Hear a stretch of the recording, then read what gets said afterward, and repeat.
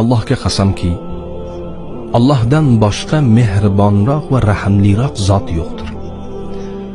Agar banda gunoh ish qilmoqchi bo'lsa, Alloh taolo uni to'sib qo'yishga, gunohdan qaytarish uchun hatto farishtani yuborishga ham qodir.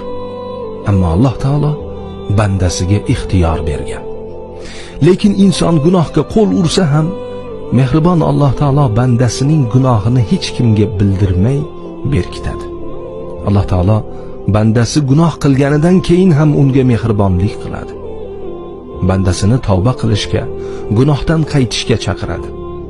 Agar banda tavba qilmasa ham, Alloh taolo uning tavba qilishini kutadi. Hatto tavba qilish uchun uzoq yillar muhlat beradi. Alloh taolo har kecha bandalarni tavba qilishga, o'ziga qaytishga chaqiradi.